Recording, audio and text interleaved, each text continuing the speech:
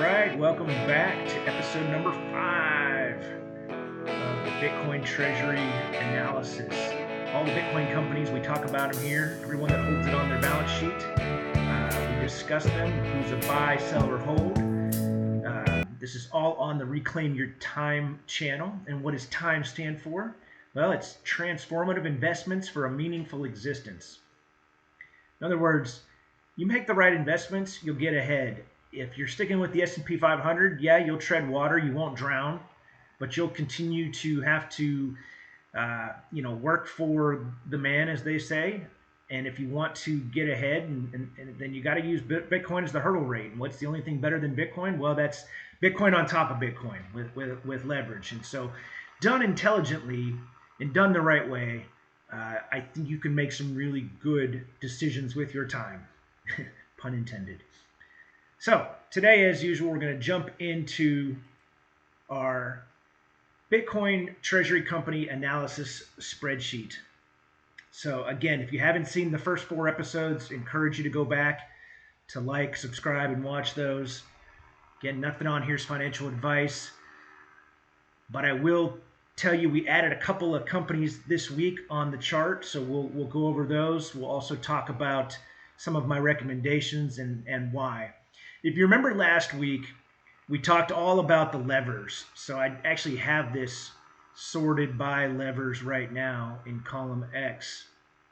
And levers are simply a way that companies can use to acquire more Bitcoin. So levers, for example, Strategy has the most. They've got loans, they've got convertibles, which they mentioned recently they're going to look to retire soon. But again, it was part of what got them to where they are today. They've got the ATM, which they've given new guidance on when they're going to use that, which is great, which should make the premium go up on the common shares of MSTR. And then, of course, they build out the yield curve with their 4 preferred shares of Strike, Strife, Stride, and Stretch. So we're not going to spend all day on those, but the point is, the more levers a company has, the more Bitcoin they're going to be able to acquire. So last week, we kind of said, if we're going to recommend a company, we want them to have at least 5 levers. So 5 lever capital is where we're at. We also want them to have a dashboard. Do they have a dashboard? And what is a dashboard? Glad you asked. Strategy is leading the way, as they are with all these metrics and KPIs. A dashboard just simply shows how many shares they have, how much Bitcoin they're holding. I can go in here and I can see at any time the assumed diluted shares outstanding. So again, I'm using these numbers that they have to build out this spreadsheet. So they've got the MNAV on here, which is a multiple. So in other words, if Bitcoin's worth $1, they're basically worth $1.73, right? So they're worth 1.73 times their Bitcoin holdings, and there's a reason for that, because they're able to tap into capital markets that others aren't, and they have such a large moat with the large amount of Bitcoin that they have. So again, this is a dashboard, and they have it for all their preferreds now as well. The newest being Stretch, just added, and that's acting like should try to hold the value of $100. Now it's not quite there yet, so I've been buying Stretch weekly, adding to this, because it's almost like picking up free money on the side of the road. Because if you take Strategy at their word, they're going to trade this as close to as $100 as they can, which means it's going to follow the money market of don't break the buck formula. So if they're always trying to protect that $100 value, that means there's still a little bit of room of growth here of 2.5%. And it should stay at the 100, and then it should pay at that $100. It should pay the effective yield at 9%. It's paying the effective yield of 9.2 because we're still slightly under that $100.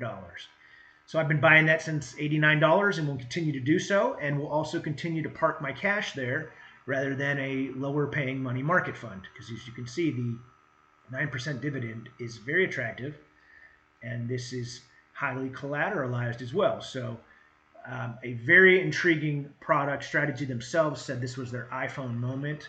So we shall see, but I am all in on that.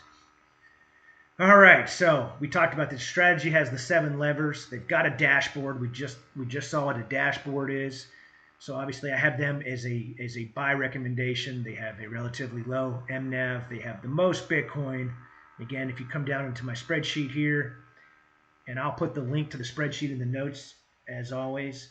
You can just as a visual reminder that strategy is first place, and it's not even close. They're almost 70% of the market of Bitcoin held.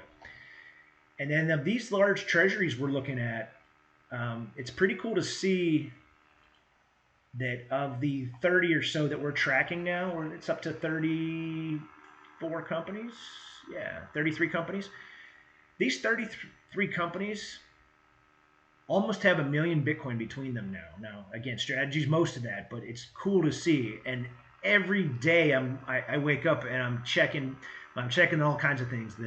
The 10-year, I'm checking my Bible app, I'm checking to see where rates are, I'm checking to see where the market is, where the sentiment is. There's a whole litany of things I check, but my favorite now is to wake up and see who bought Bitcoin, who added Bitcoin to their treasury. All right, and so on any given week, there's probably up to a dozen now that are adding. So it's getting exciting. There's a lot of information here. I just added 2 new companies. I'll tell you, we added the H100 group, which is out of Sweden. So that gives the Nordic region their first and what should be their largest Bitcoin treasury. So that's an advantage there. Again, we look at locations. Being that they are in Sweden, and I was looking at some of the regulations there, I put that in yellow. It's kind of a caution as to where they rank. Like they're not restrictive like China, but they're not as, from what I could see, like the red tape and getting through things, it was a little easier in places like the Cayman Islands, Hong Kong, and Germany. Now, we'll keep an eye on that, but just the fact that they are in Sweden and alone there to that market is going to be a big boost to them. They have come out of the gate swinging. They have 763 Bitcoin being held on their balance sheet. And an MNAV, again, when you're a small company like this, when you have a market cap, this is 170 million, this is in millions. If you have a market cap of 170 million, you're going to be expected to have a higher MNAV. The smaller you are, the easier it is to add at a rapid pace of Bitcoin. When you get to be large like strategy, it's harder to maintain that MNAV. And then what's also interesting is the days to cover that MNAV. So if we look at that, this is another really interesting metric that folks are using. And if I look at this let's sort this A to Z, there we go. And we look at this, some of these companies have less than, like Saquon's, I have as a hold. Actually, I actually have that as a buy. We had talked about the number of shares, the pipe deal on a couple episodes back. And not knowing that at the time, that really increased the outstanding shares. And, anytime a company does a private investment, like a pipe deal, where they're selling shares at a discounted rate to private investors, that's typically going to increase like by 10x all the way up to 50x the outstanding shares. So you go from a company that's a relatively small market cap here of like $300 million, and they probably had 25 million or so outstanding shares. They do the private placement, and that's going to throw in a whole lot of shares. And what happens is once those shares get to the value of what the folks bought that at, then they're able to then dump those shares. So what we've seen is all the price go up, and then we've seen it come right back down, and we've seen it stabilize now. Let's go ahead and pull up Saquon's here on the chart just so you can follow along at home. All That's the SQQ. I'm on the wrong thing. Get back to my Bitcoin list. There we go. All right. So Saquon's SQNS is the ticker on that. We see they announced their Bitcoin strategy, then they throw all those shares into the market with the pipe deal. The market goes crazy, and the bag holders, retail, us, we're left going, what is going on as this thing just sells off? So the reality is there were several hundred million shares at around $1.40, I think. I had this in my notes. You can go back and watch the previous. But the point is, that's kind of sets the floor where all those folks that were in early were able to sell. So now we're back actually below that floor price of $1.40, and we've seen a lot of shares run through now, shifting from we'll call them the early investors or weak hands, if you will, into stronger hands now. So we've kind of built up this baseline here of support, and I'll be curious to see if it holds. But my suspicion is it will, and then we'll start to build from here. And why do I think that? Well, just based on the amount of Bitcoin on their balance sheet, I mean, they're trading at an MNAV of 1.05. So you're basically getting their entire business, which, by the way, is a French semiconductor. They're making chips, which are used in tech everywhere. So they've got a nice underlying business case to go along with this, which is one of their levers, by the way. The cash flow from operations is a nice lever to have. I'd like to see them get up to 5. I'd like to see them build out a dashboard. They have a what I would call a hybrid or a semi dashboard. Like they're almost there. They have some metrics here, right?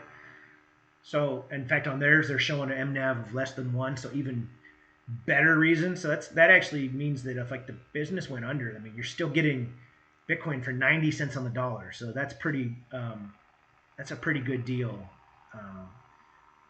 So again, I'd like to see some more metrics on here. So I still have it as not a dashboard, but it's close. I'd like to see them get to be able to tap and have preferred shares to get to that 5th lever. But I still really like it, and it's hard to argue with an MNAV on their side less than 1. Even at a 1.05, again, then you're basically getting that business for free. So I like that. I like their days to cover, right? So that's less than a month. Fold Holdings is another one that I like. That's the only Bitcoin pure Bitcoin financial company that's publicly traded.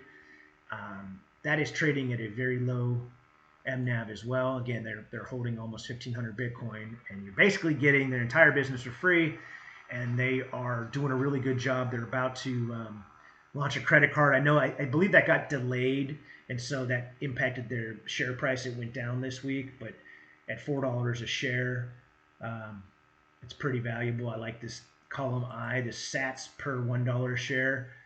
I know I'm kind of all over the place here. Bear with me, but this is basically for every dollar that you're spending on their shares. This is how many Satoshis you're getting. So the higher that number is, the better. That brings me back to adding Satsuma. I'm going to have to figure out that because on their call, they were talking about adding all these shares. And this is where it gets really complex. There was like 492 million shares added at like a penny. So I still need to see that and then get that corrected. But when I get to that level of shares and then I use the debt that they have, I'm able to get to a relatively sound MNAV there, even though the sats per $1 share. So I'm going to look more into that, dig into that this week. That'll be part of my homework. And again, anytime something stands out as an anomaly like that, it's where I want to call it out and say, okay, what's going on? So I don't have them as a buy. It is as a hold because I want to figure that out. Again, I have a red flag with Hollow. I'm not sure. I know they've got debt. It's hard to find information. Their website's not even secured.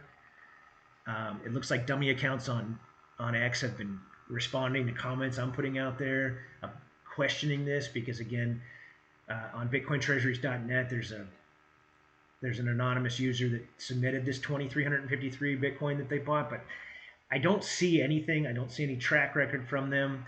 I'm really hoping to be proven wrong until that, and then I have a strong caution. I have a sell on micro cloud hologram, um, just because again transparency is such a big deal, right? And then the number of levers they have is really low. So again, going back to levers, big deal. Dashboard, big deal.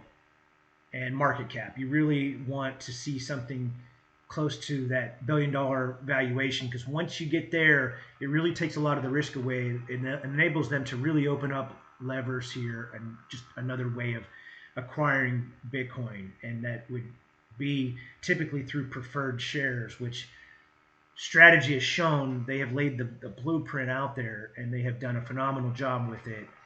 And it really should start to see the common stock price go up, because they're not going to be issuing more of the common shares. They'll only issue shares on the preferred. So that should help the whole ecosystem, really. So we talked about the H100 group, Sweden being a new entrance here. I actually have them as a buy with a low MNAV, low days to cover, um, and coming out of the gate strong. We just talked about Satsuma being added. That's another one in the UK. So now we've got two entrants in the UK. So I don't have a buy on Satsuma yet. Again, I have to figure out what is going on with their price per share. But when I do get it to that, I do see a relatively valid, legit MNAV. Okay. Um, the other one in the UK that's getting a lot of attention is the Smarter Web Company. I like those guys as well. I've currently got that as a hold. If you buy that, I own it, in full disclosure. I haven't added this week. Part of that is because if you look at the ticker, that's an OTC trading ticker to be able to buy here in the U.S. So it costs $50 to buy, $50 to sell. So that's $100 round trip every time you want to buy into that. So at some point, I'll probably buy them again. Can look at their chart as well.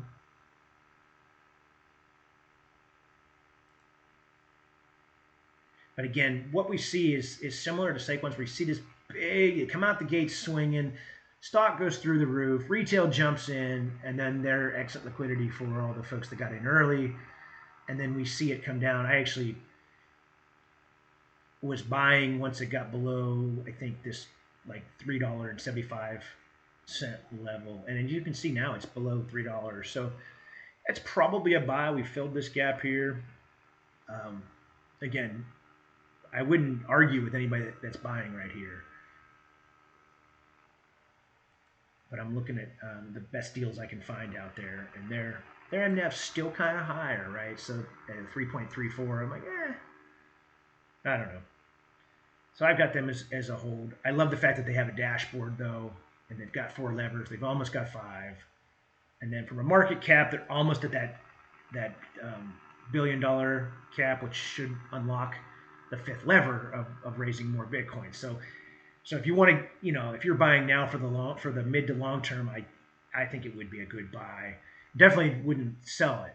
Again, I'm holding it right now. As far as the recommendations go right now, so I've got obviously strategy. We've talked a lot about strategy over the last few weeks. MetaPlanet, there's been a huge sell-off in MetaPlanet. People are so, it's funny how finicky the retail crowd gets. MetaPlanet couldn't do anything wrong just a few days ago, or a few weeks ago, it seems like, just yesterday. And now, they're getting, a bunch of people jumping ship, and it's funny to watch that on the socials. But as you can see here, I kind of created a buy zone. Anything under this $7.50 range, call it, I say that's a buy. And so we've kind of been camped out there for the last couple of weeks in this buy zone, which is nice. And then we've kind of, looks like we've kind of started to create a new support level here. So that's what we did early on with MetaPlanet. Full disclosure, I bought and sold a couple times, made a couple 100% in the early days of MetaPlanet.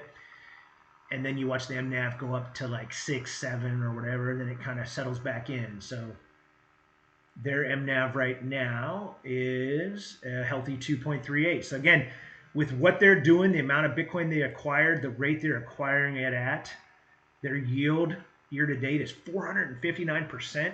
So they're doing an amazing job. They have the Japanese market, which is great, which gives them other advantages. And they're now issuing preferred stock. So they've got 6 levers. They're like, right behind, following in the footsteps of.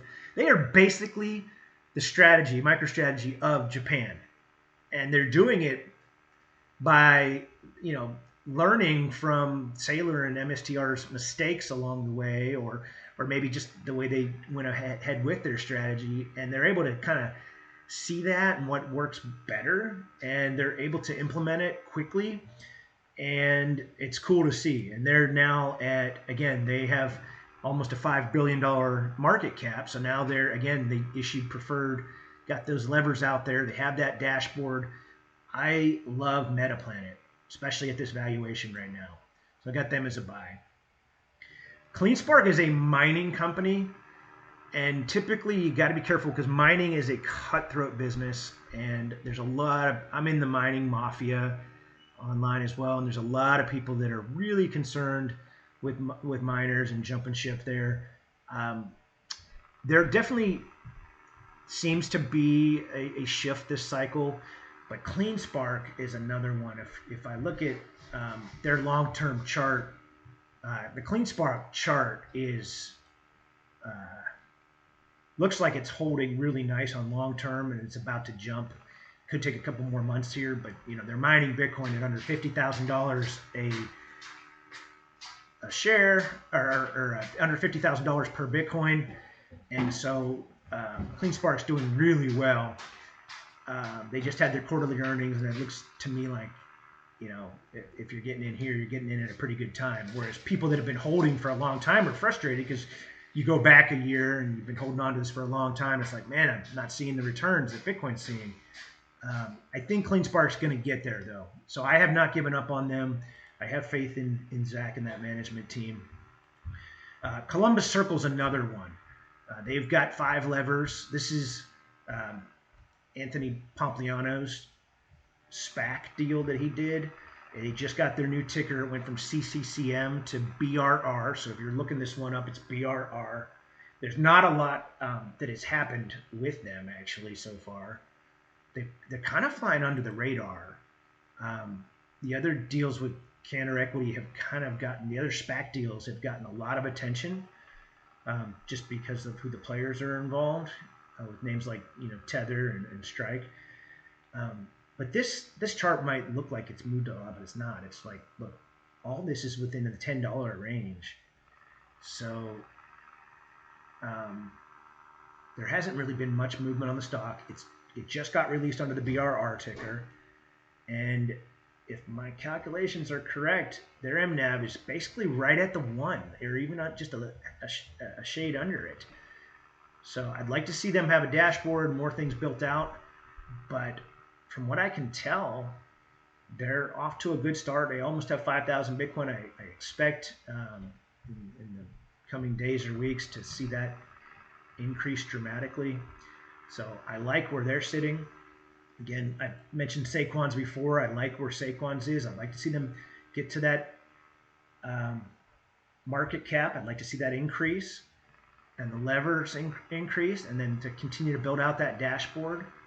Again, they have some of it on here, but they don't have everything, and I don't have a true share count. I'd love to see a true share count of fully diluted shares on here.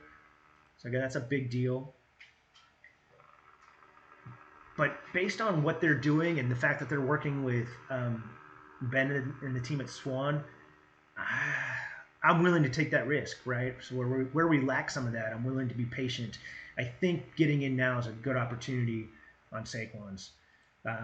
Also, we already mentioned the H100 group. That's trading. If you want to buy that OTC here, that's HOGPF in the US. Semler. This one is always been my favorite. I really love Semler, and Semler is trading at a low MNAV. They're getting close to that market cap. Like they're getting so close. They have 4 levers that they can get a little bit bigger and get some preferreds out there. And I really think Joe Burnett and the team there will be able to do that.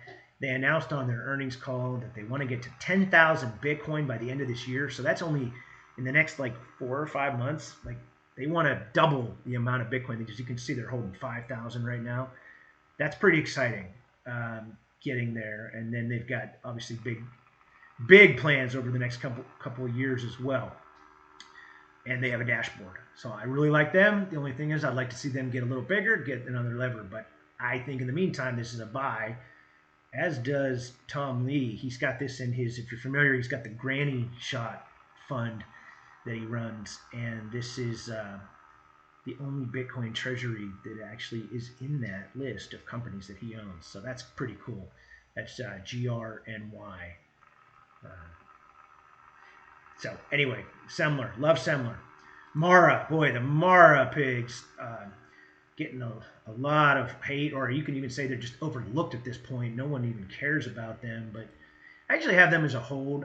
Their MNAV's pretty low. They're mining Bitcoin. They're buying Bitcoin. They don't mine it the most efficiently, but they're sitting on such a large stack, and with a almost $6 billion market cap now, they've got everything in place with the levers, especially being a miner, to be able to acquire Bitcoin in different ways. They're acquiring it actually faster than they're mining it, faster than anybody's mining it. And so they're kind of a hybrid between a miner and then also using the capital markets to raise money to go and get more Bitcoin. Doing that, there's something to be said for being the biggest in the class. Like they're not the best in class. Like CleanSpark is a better miner. Iron is a better miner. Iron doesn't hodl those, so I don't have them on here as a Bitcoin treasury company. But Iron has done very well. If you've had their stock, they've been like the one miner that's outshining everyone else. And a lot of that's due to their AI HPC. So they're really into that as well. And Mara's not. Mara's mainly mining, and Mara's mainly acquiring Bitcoin.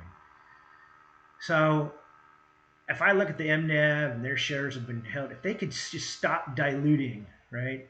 Mara, if you're listening, if we can stop diluting and we could hold around whatever shares we have right now, like the value here is going to run. This could run. This could really do well. I have them as a hold. But I do hold Mara myself. So again, just to recap, the buys that we have are these first handful here. So right now, Strategy, I'm going to continue to add there. MetaPlanet, that's my largest holding. And then MetaPlanet, I love CleanSpark, Columbus Circle, which is BRR, is their new ticker.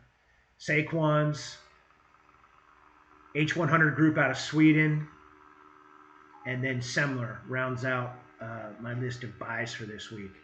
So again, if I don't have your Bitcoin treasury as a buy, I apologize. I'm not trying to offend anyone, but it's important to really look at all of these metrics and see where they're at.